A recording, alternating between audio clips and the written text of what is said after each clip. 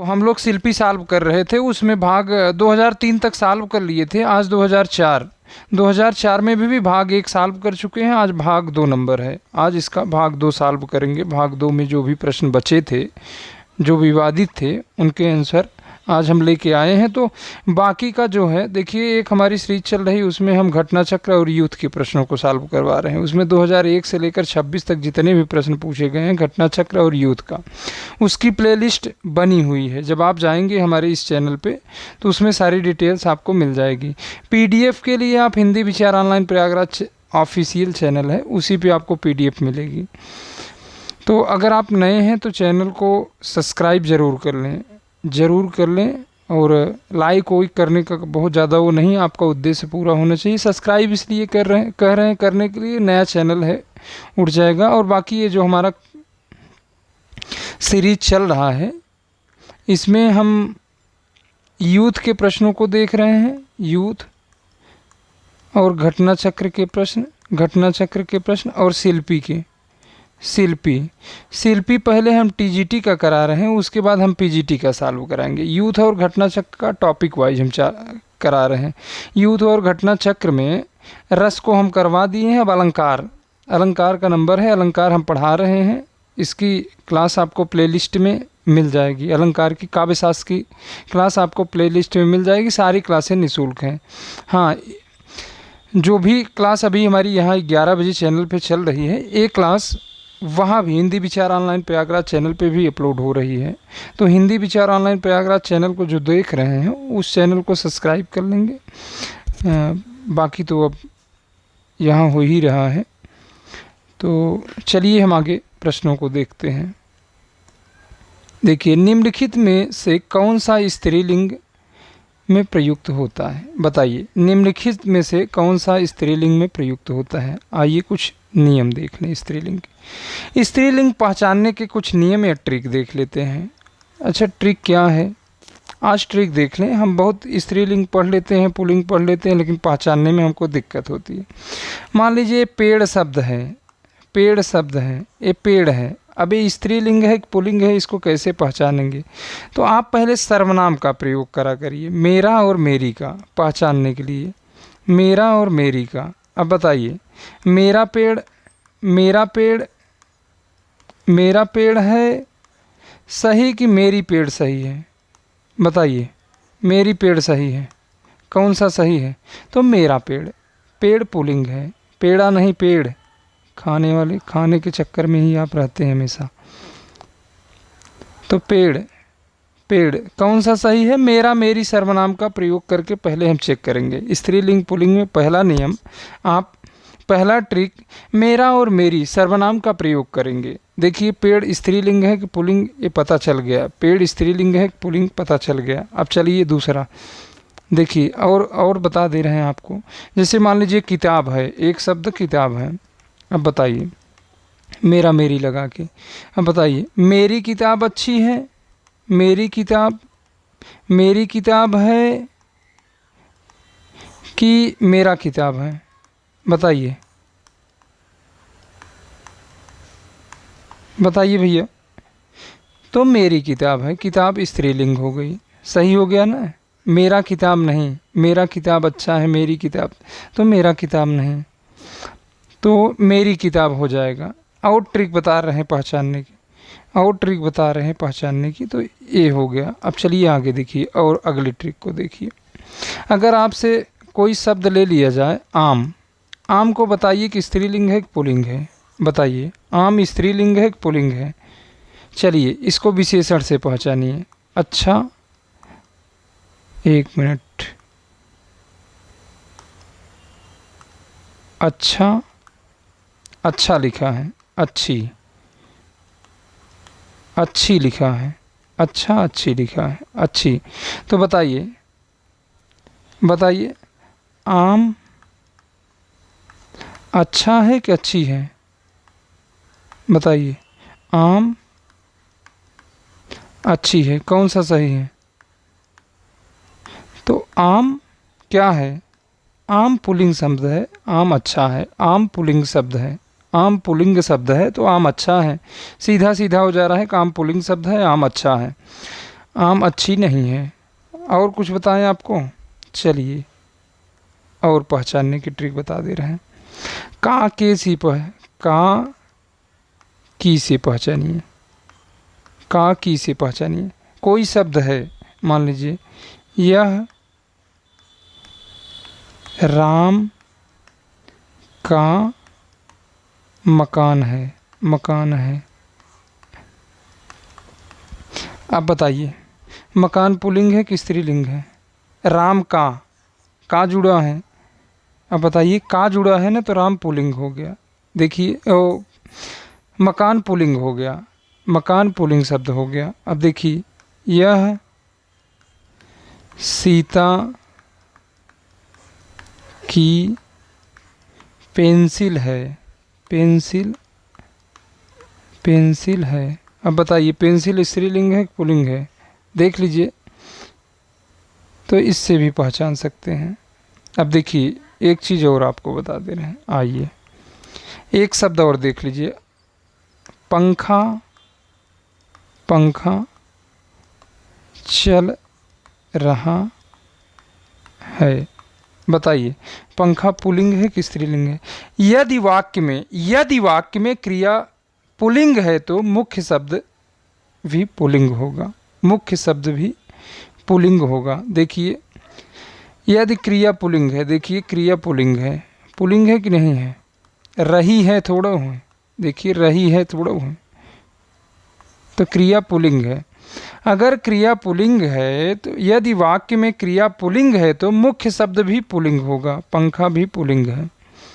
यदि वाक्य में क्रिया पुल्लिंग है तो मुख्य वाक्य भी पुल्लिंग होगा, मुख्य शब्द भी पुल्लिंग होगा। देख लीजिए मुख्य शब्द क्या है आपके सामने, तो पंखा है ना, तो मुख्य वाक्य भी पुल्लिंग होगा।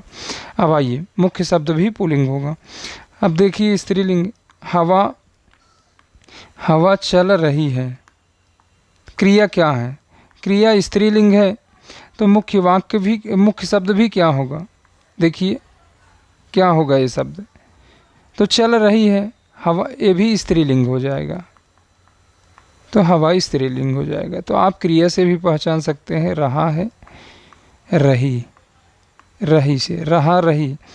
फिर हमने बताया आप अच्छा अच्छी लगाकर स्त्रीलिंग पुल्लिंग पहचान सकते हैं। अच्छा अच्छी, आप जो भी कॉपी लिए होंगे उसी में लिख लेंगे। मेरा मेरी लगाकर, मेरा मेरी लगाकर, मेरा मेरी। होता है होती है लगाकर, होता है होती है।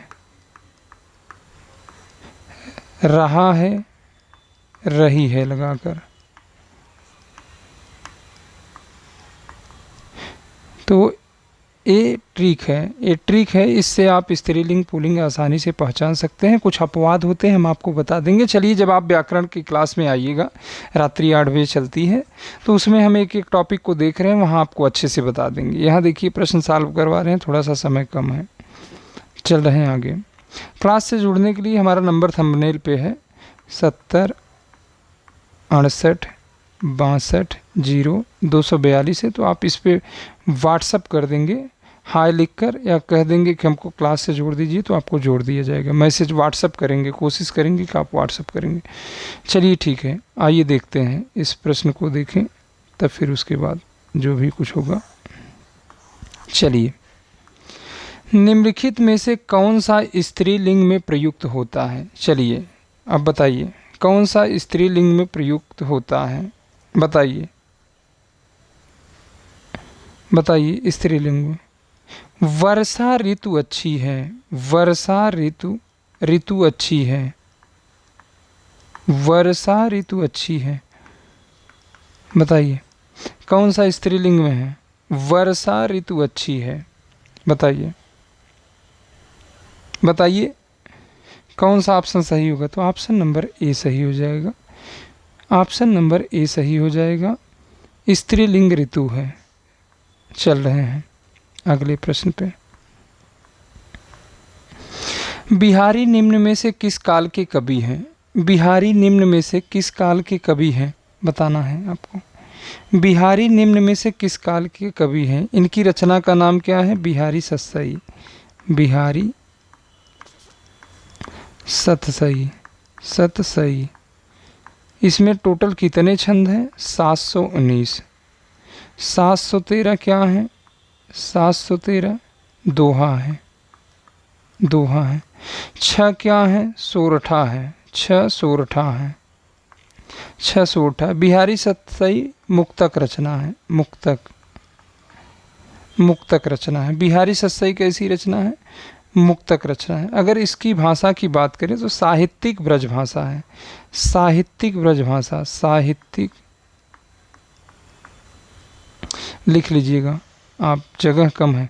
साहित्यिक ब्रज भाषा है बिहारी सतसई की भाषा, साहित्यिक ब्रज भाषा है। तो बिहारी किस काल के कवि हैं? रीत काल के कवि हैं। तो ऑप्शन नंबर कौन सा सही हो जाएगा? सी। आगे चल रहे हैं।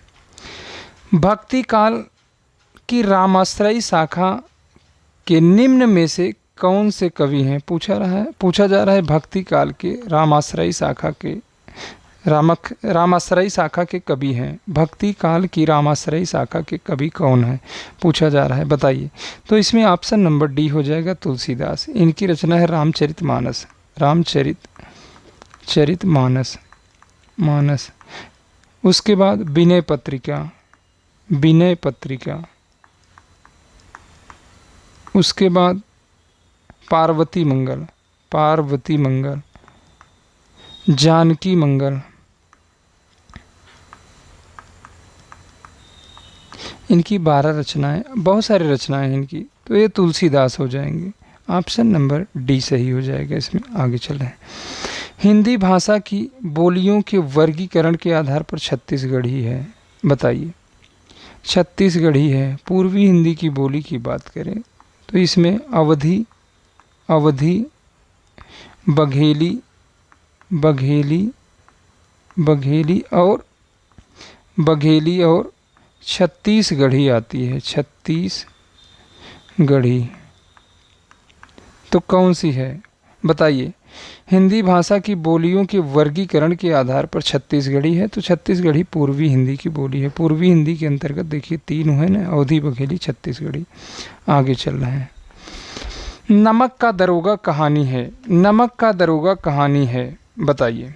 नमक का दरोगा कहानी है। अगर हम मुंशी प्रेमचंद की बात करें, एक पेज ले रहे हैं।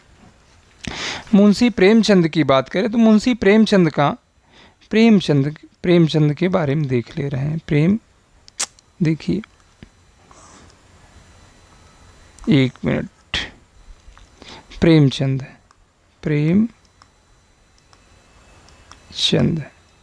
प्रेमचंद की बात करें तो प्रेमचंद का जन्म, अगर इनके जन्म की बात करें तो 1880 में हुआ था। 1880 में कहाँ हुआ था? लमही, लमही, लमही, लमही में हुआ था।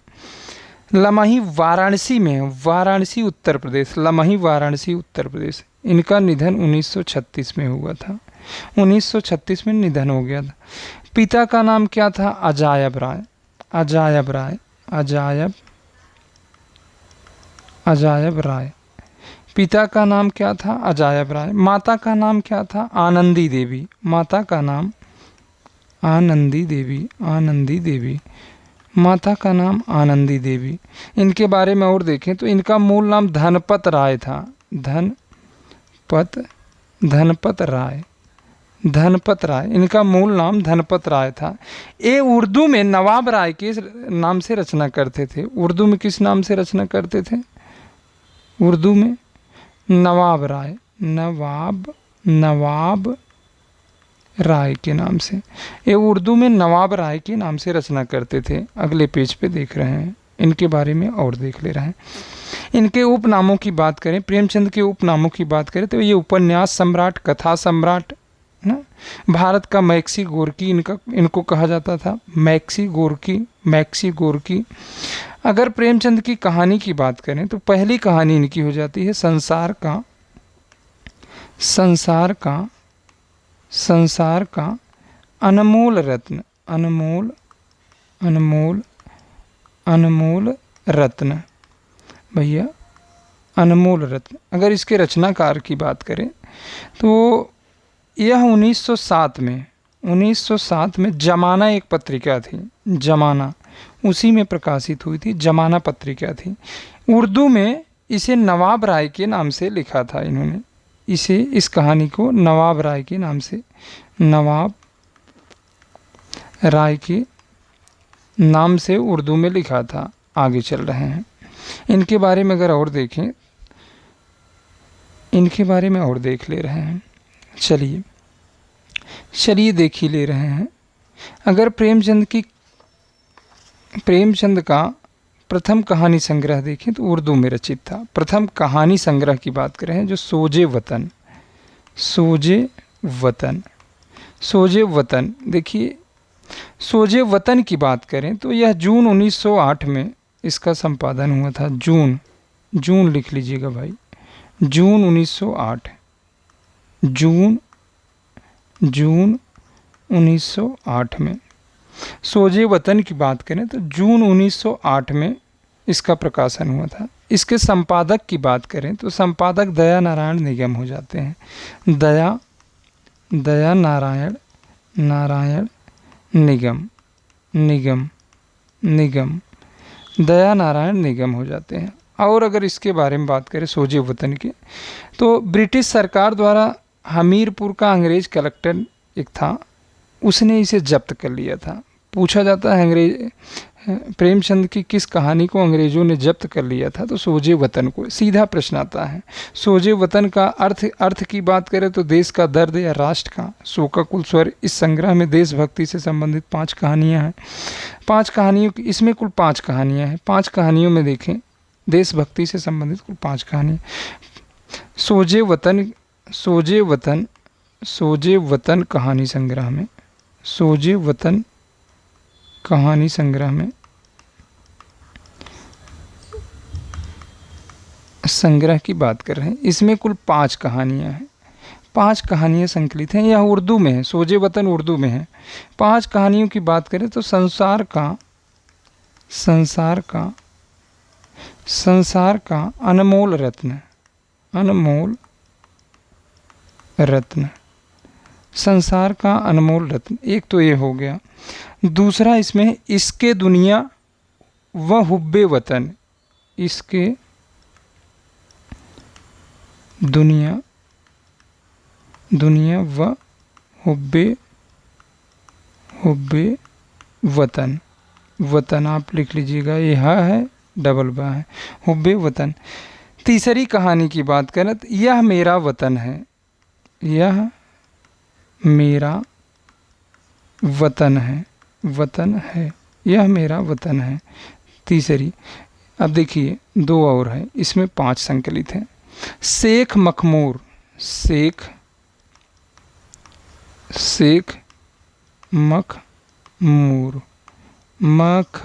है, म और ख मूर है। अगली की बात करें, अगली 5वीं जो अंतिम है, सिल ए मातम,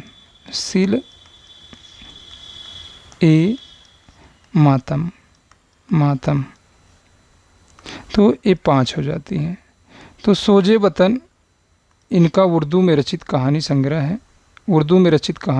इसमें 5 कहानियाँ। संसार का अनमोल रत्न, इसके दुनिया हुब्बे वतन, यह मेरा वतन। अगली कहानी की बात करें तो शेख मखमूर है लास्ट में, सिल ए मातम।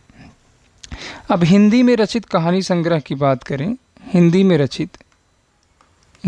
जो रचित है, हिंदी में बोल दे रहे हैं आप, इसमें कुल 7 कहानी हैं। इस संग्रह में जो हिंदी में रचित है सप्त सरोज नाम से, सप्त सरोज। अगर इसके संपादन की बात करें तो प्रकाशन की बात करें तो 1917 में इसका प्रकाशन हुआ था। इसमें कुल 7 कहानियाँ हैं। बड़े घर की बेटी, लिख लीजिए, मैं बोल दे रहा हूँ। बड़े घर की बेटी, सौत, सज्जनता का दंड, पंच परमेश्वर, उपदेश, परीक्षा, नमक का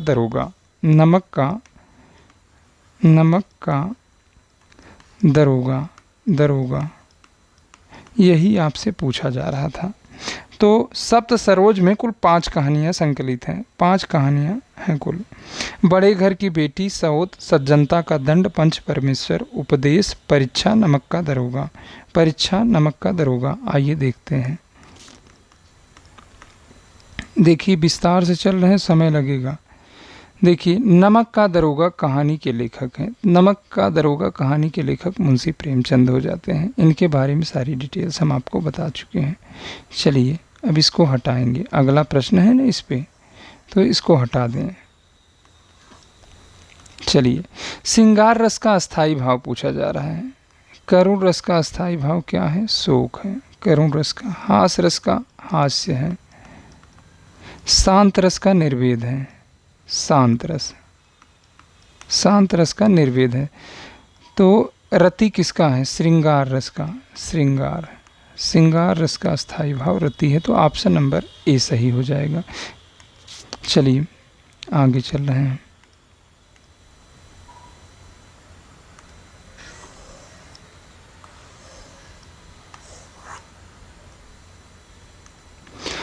भक्ति काल की रामाश्रयी शाखा के निम्न में से कवि हैं? कौन से कवि हैं भक्ति रामाश्रयी शाखा की? इसकी बात हम कर चुके हैं, तुलसीदास हैं। आगे चल रहे हैं। देखिए, उपन्यास और कहानी का मूल अंतर क्या है? बताइए, उपन्यास और कहानी का मूल अंतर क्या है? तो इसमें ऑप्शन नंबर बी हो जाएगा, विषय निरूपण। विषय निरूपण ही उपन्यास और कहानी का मूल अंतर है। आगे चल रहे हैं। श्रृंगार रस का अस्थाई भाव, ये प्रश्न हम देख चुके हैं, रति है। आगे चल रहे हैं। प्रेमचंद का एक सशक्त उपन्यास गोदान है। गोदान क्या है? बताइए, गोदान क्या है? गोदान के बारे में पूछा जा रहा है। गोदान क्या है भैया? प्रेमचंद का एक सशक्त उपन्यास गोदान क्या है? बताइए, बताइए गोदान क्या है? गोदान की बात करें तो इसके रचना काल की बात करें। देखिए, गोदान की रचना काल, आ जाइए एक पेज ले लेते हैं। ये है गोदान। गोदान। इसके रचना काल की बात करें तो 1936। गोदान 1936। अगर यह किसानों पर केंद्रित है, किसान पर है। अगर इसके पात्रों की बात करें तो होरी, होरी, गोबर, गोबर, गोबर, धनिया, धनिया, झुनिया, झुनिया, झुनिया, झ है, नी है, या है, झुनिया। फिर एक पात्र इसमें भोला, भोला, भोला, झोला नहीं, भोला, भोला। माता दीन, माता दीन, झिंगुरी सिंह, प्रोफेसर मेहता और मालती, मालती। ये जो पात्र बता रहे हैं बहुत इम्पॉर्टेंट है, ये हाल बहुत प्रसिद्ध पात्र है। बच्चन सिंह ने, बच्चन सिंह की बात करें तो बच्चन सिंह ने गोदान, बच्चन सिंह ने कहा है कि गोदान भारतीय कृषक जीवन का महाकाव्य है। गोदान, गोदान भारतीय, ये भ है, भारतीय, भारतीय, भारतीय कृषक, कृषक जीवन का, जीवन, ये जीवन लिखा है भैया, सही कर लीजिएगा, जीवन का महाकाव्य है। महाकाव्य है। जो कॉपी बना रहे हैं आप सीरियल से बनाइएगा, काव्य है। एक यह किसने कहा? तो बच्चन सिंह ने कहा था। बच्चन सिंह, बच्चन सिंह ने कहा था, कहा था गोदान भारतीय कृषक जीवन का महाकाव्य है। गोदान को कृषक जीवन का महाकाव्य बताया था। तो इसमें ऑप्शन नंबर कौन सा हो जाएगा? तो इसमें सामाजिक श्रेणी का है। सशक्त उपन्यास है तो सामाजिक है, सामाजिक है। ऑप्शन नंबर सी सही हो जाएगा। आगे चल रहे हैं अगले प्रश्न पे। सूरदास किस काल के कवि थे? बताइए भैया, सूरदास किस काल के कवि थे? इनकी रचनाओं की बात करें तो सूरसागर, सूरसागर, फिर सूर सारावली, सूर सारावली, सूर सारावली, सूर सारावली, साहित्य लहरी, साहित्य लहरी, लहरी। अगर इनकी रचनाओं की बात करें तो सूर सागर, सूर सारावली, साहित्य लहरी। सूरदास को वात्सल रस का सम्राट कहा जाता था। सूरदास को वात्सल रस का सम्राट कहा जाता था। तो बताइए सूरदास किस काल के कवि हैं? सूरदास किस काल के कवि हैं? बताइए, सूरदास किस काल के कवि हैं? तो सूरदास भक्ति काल के कवि हैं, कृष्ण भक्ति काव्य धारा के कवि हैं। चलिए, शिल्पी में रीत काल दिया है तो आप बदलिएगा मत अपना आंसर। वियोगी हर का पूर्ण नाम क्या था? इनके पूर्ण नाम की, पूरे नाम की बात बताया था। हरि प्रसाद द्विवेदी था। हरि प्रसाद द्विवेदी। बताइए, द्विवेदी, द्विवेदी लिख लीजिए, हरि प्रसाद द्विवेदी था। देखिए कहीं मिल रहा है, देखिए इसमें हरिहर प्रसाद द्विवेदी है तो कट जाएगा, ये भी कट जाएगा। राम प्रसाद द्विवेदी, ये भी कट जाएगा। गिरधर प्रसाद द्विवेदी, इसमें हरि द्विवेदी, श्री हरि द्विवेदी हो जाएगा। आगे चल रहे हैं। उपन्यास और कहानी का मूल अंतर हमने आपको बता दिया। विषय निरूपण, आगे चल रहे हैं। जायसी के सर्वोत्कृष्ट ग्रंथ का नाम है। जायसी के सर्वोत्कृष्ट ग्रंथ का नाम है, बताइए। तो जायसी के सर्वोत्कृष्ट ग्रंथ का नाम बताइए। मधुमालती मंझन की रचना हो जाती है, बताइए। तो इसमें ऑप्शन नंबर 4 सही हो जाएगा, ऑप्शन नंबर डी हो जाएगा। और बता दें, इसका रचनाकाल 1540 है। इसमें कुल 57 सर्ग हैं जिसे खंड कहा गया है। 57 सर्ग है जिसे खंड कहा गया है। 57 सर्ग है जिसे खंड कहा गया है। यह प्रबंधात्मक महाकाव्य है, प्रबंध काव्य है, प्रबंध काव्य है। और कुछ बताएं, बताइए। नहीं, चल रहे हैं आगे, चलें। देखिए, स्मृति की रेखाएं रेखांकन के रचनाकार हैं, बताइए। स्मृति की रेखाएं रेखांकन के रचनाकार हैं। चलिए एक पेज लेते हैं, जब आपको बता ही रहे तो अच्छे से बता दें। तो महादेवी की बात करें, महादेवी वर्मा लिख लीजिए भैया, वर्मा। अगर इनकी बात करें तो इनका जन्म 1907 में हुआ था और 1987 तक टोटल इनका कार्य, ये 1907 से 87 तक थी। फर्रुखाबाद में इनका जन्म हुआ था। पिता का नाम गोविंद प्रसाद था, माता का नाम हेमरानी था। अगर इनके प्रथम कविता की बात करें, महादेवी वर्मा की प्रथम कविता दिया थी, दिया 1918 में। 1918 में प्रथम काव्य संग्रह की बात करें, महादेवी वर्मा की प्रथम काव्य संग्रह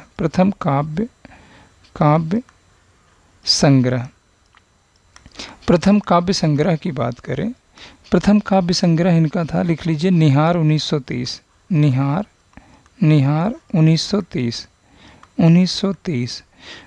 1930। अच्छा, इनको अगर किस दर्शन से प्रभावित थी, महादेवी वर्मा किस दर्शन से प्रभावित थी? तो बौद्ध दर्शन से। फिर अगर इनके बारे में बात करें तो इनकी रचना है निहार, रश्मि, नीरजा, न सांध्य गीत, यामा। तो इसी तरह से इनकी रचनाएं हैं। चलिए क्या पूछे? स्मृति की रेखाएं रेखांकन के रचनाकार हैं, तो महादेवी वर्मा है। इसके लिए इनको, स्मृति की रेखाओं के लिए इनको द्विवेदी पुरस्कार मिला था, द्विवेदी शतक पुरस्कार, द्विवेदी पदक पुरस्कार मिला था, द्विवेदी पदक पुरस्कार मिला था। जिस रचना पे पुरस्कार मिला है वो रचना बार बार पूछी जाती है, तो स्मृति की रेखाएं बार बार पूछी जाएगी। इसके लिए इनको द्विवेदी पदक पुरस्कार मिला था। यामा के लिए ज्ञानपीठ मिला था। नहीं भैया, गलत बता रहे हैं, साहित्य अकादमी नहीं, यामा के लिए ज्ञानपीठ। यामा के लिए 1982 में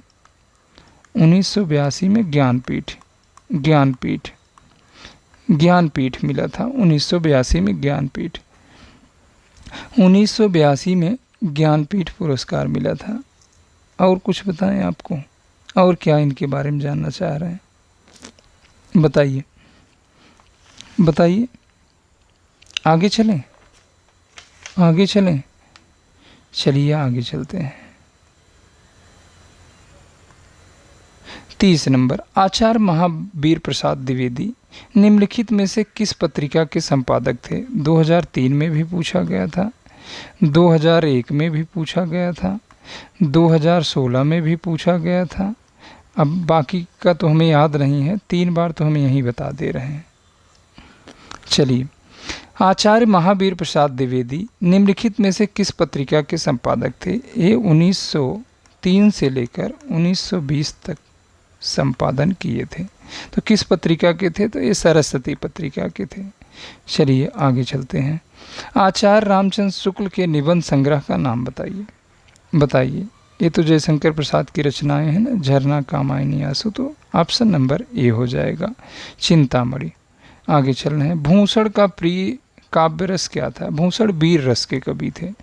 भूषण के रस किस रस के कवि थे? भूषण वीर रस के कवि थी। आगे चल रहे हैं। देखिए, काव्य शास्त्र की क्लास हमारी 0 से चल रही है, जो पूर्णतः निःशुल्क है। आप उसे ज्वाइन करिए और अच्छे से सीखिए। पूरा एकदम तोड़ मरोड़ के बता दिए हैं पूरी तरह से। अगर आप नहीं जुड़ पा रहे हैं, कोई दिक्कत है, तो आप यहाँ संपर्क करेंगे जो नंबर दिया गया है। जो भी प्लेलिस्ट दी गई है, काव्य शास्त्र की प्लेलिस्ट, व्याकरण की प्लेलिस्ट, जो प्रश्न सॉल्व कराए जा रहे हैं उसकी प्लेलिस्ट।